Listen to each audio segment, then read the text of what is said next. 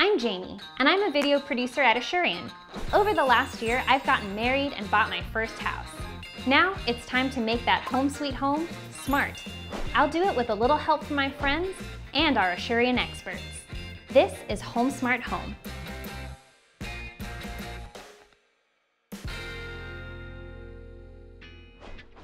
Hey, welcome back.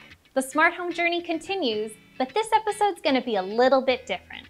I've already set up smart cameras, speakers, and a lock, but I haven't talked about one of the most important steps of setting up a smart home: privacy and security. I know this is really important to our customers, and it's pretty important to me too. So I've decided to call my friend and Asurion expert, Ted, to get some advice on how to best protect my privacy. Hey Ted, how's it going? Hey, it's going great. We just moved in, so I'm testing out the home office. Very nice. All right. Give it to me straight. Am I being paranoid? Can these devices actually get hacked? So you're not being paranoid. It's a very legitimate concern. It's a question that a lot of the customers ask us. I just want to say first off that the smart home these days is very safe. The major companies involved, they have a huge investment in making sure that your information is protected and their reputation is protected. So you shouldn't be too concerned about that. But aren't these devices always listening? Can't they collect data that I don't really want them to collect? How valid of a concern is that? So technically they are always listening, but they're really listening in a very passive state that just happens inside of the device in your home. And they're really only listening for the trigger word. Once they hear the trigger word, they do start recording, but they only record so that they can send that information over to the servers so they can fulfill your request. It's not that there's somebody like nefariously listening to you all day or anything like that. And if you're ever curious about what they do have recorded, the companies are legally obligated to let you access that information, and you can do that through their website. It might be too late to ask this now that I have 4 Google Homes set up in this house, but where would be a good place to start as far as protecting my data and privacy? So it's never too late to get into security and to start thinking about that for sure. The first place that you're going to want to start is to make sure that your router has a nice long password on it.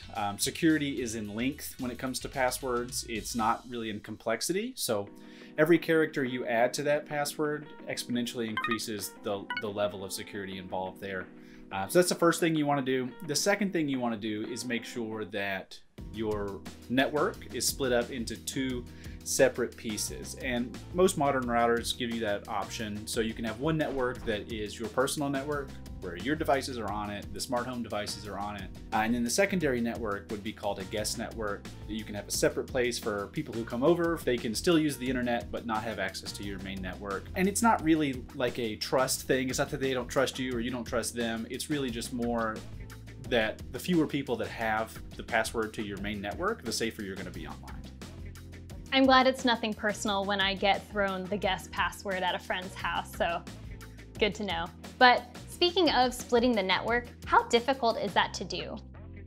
It's not that hard. So you can split the network pretty easily. 5-10 minutes, you just log in to the router itself and then activate that secondary network, make a good password and all that. If you're an Asurion customer, we can log in and do it for you, no problem. Something else I'm concerned about, Ted, is so many of these smart devices are connected through my phone. The literal keys to my house are on my phone. What happens if I lose it? How do I keep myself protected? Yeah, definitely. Our phones these days, they are the gateways into our digital life. It's how we access all of that kind of stuff, all of our personal data. The best way to stay protected on that is to just have a lock screen set up, like a good solid lock screen on your device. It's really great that most modern devices have biometrics built in, so you can either do a thumbprint, fingerprint, or like facial scanner, facial recognition. That's really going to take care of the bulk of your protection there in case you were to lose your device. The next thing that I'd want to watch for is to have 2-factor authentication set up on any of the applications you would use to access your smart home. By 2-factor authentication, what I mean by that is even if you log in, like if you have the phone and you log into the application with the proper password, if 2-factor is set up, there is a secondary verification that happens on a different device. Just to make sure that it's you, and you can verify it from 2 places in case you lose one of them. It's really the best way to have it all set up. You can actually check on manufacturers' websites to see if they offer two-factor authentication. Most do, but not all, so you definitely want to do your research on that. That's all super reassuring, but I still think about the news stories about baby monitors getting hacked or cameras getting hacked. How do I make sure that doesn't happen to me? Yeah, I understand that for sure. So one thing I want to say is that's really, really uncommon. As we said earlier, the smart home is really safe as is. You do see it on the news and online on occasion, but if it happened all the time, it wouldn't make the news. So you don't need to be too concerned about it. But if you are, and of course, just in general, you want to make sure you accept the software updates that come through for these. That's really where the protection is going to come from in that world. That's what keeps you from getting hacked. The software updates aren't just about moving an icon around or changing where something is housed in the settings. Along with that comes security patches. What those is that as soon as people in the outside world figure out how to get around current security measures, the major companies, they identify that, they shut it down, close that door on that way in, and they give that to you through these software updates and security patches. So you want to make sure you accept those. The further you push it out, the less secure you're going to be. This is all solid advice to stay safe. Is there anything else, any other nuggets of wisdom you would want to share with someone who might still be hesitant about starting their smart home? Yeah, sure.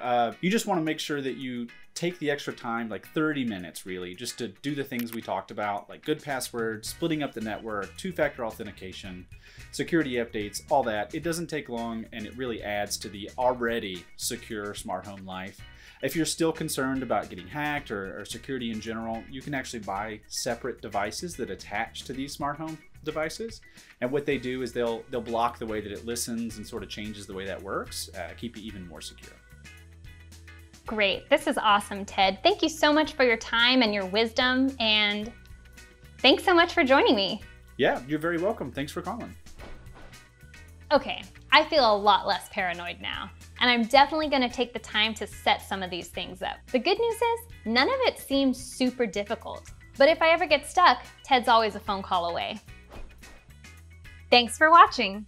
If you enjoyed our conversation on privacy and security, or want to follow along on my smart home adventures, be sure and hit that subscribe button.